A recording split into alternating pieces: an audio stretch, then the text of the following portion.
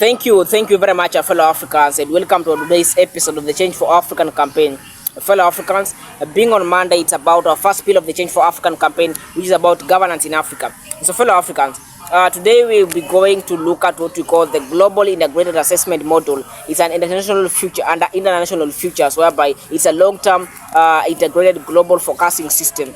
The very thing they do is to take the current state of a situation and try to forecast how the situation will look like, either if the situation is improved on in terms of making it better, or if the situation is left to escalate the way it is and even turn into bad. So that is what they do, and as span of time, it's something that takes some time. It's a long-term thing that happens under span of time. Like for this one is under the international futures, it has been put up to 2043, looking at how Africa will be. It's Africa versus the rest of the world. How Africa will be if those areas are tackled.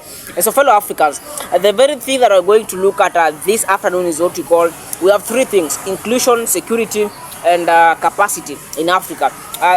The only thing that the sub-Saharan Africa is better is what we call the inclusion. Of course, it's now a combination of capacity and security. Now we speak about inclusion, but then speaking about the capacity itself and the security, the sub-Saharan Africa, the state of security is very fragile at the moment. So it's a governance thing. So still there, Africa is actually 18% less, or 18% poorer in terms of security compared to the rest of the world. And all these three, putting the average of this, Africa is actually 35% poorer in all these three things compared to the average of the rest of the world when you speak about capacity, security, and inclusion for Africa.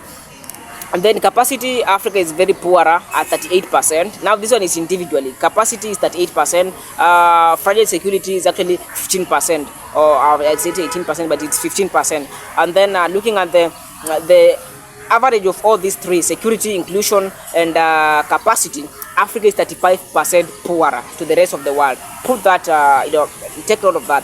And then speaking about now inclusion, which Africa is better actually compared to the rest of the world, Africa is at 18% better to the rest of the world. Still not very big, but also we can say it's something to lean on. And so away from that, we have what we call the small state spending. A small state spending, if I may read the quote, is that at low levels of development, the state's role is key. But the ratio of government expenditure to GDP in sub-Saharan Africa is very less at 20%. That is very less compared to actually 35% with the rest of the globe. So you see, it's very difficult for Africa to compete in what you call the small state spending.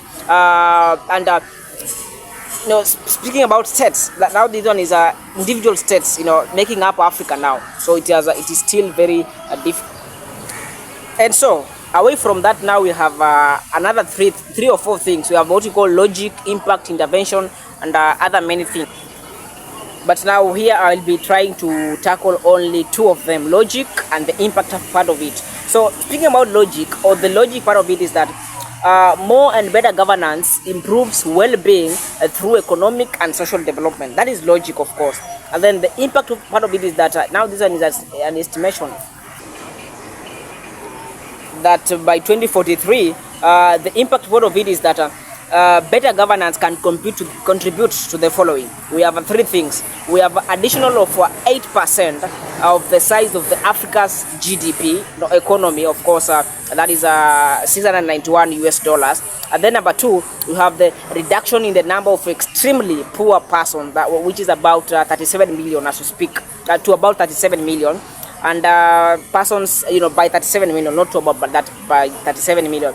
And then we have the increase of GDP per capita by 6%. You can imagine what 6% means if we say increase of the GDP per capita. It's a huge thing. So these are some of the international futures, the long-term integrated forecasting system. What they have seen that if some changes are to be made, then Africa will be seeing some very, very broad economic and social development, GDP per capita, a reduction in the cases of poor persons, or the states of destitute in Africa will actually be lowered by around 37 million people.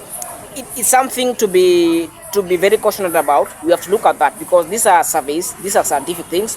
These are things that are actually real. If you're not serious, then you'll be facing this. Thank you, fellow Africans, and let's meet tomorrow as we discuss about our second pillar of the Change for African campaign, about potential of Africa. Thank you, and God bless you.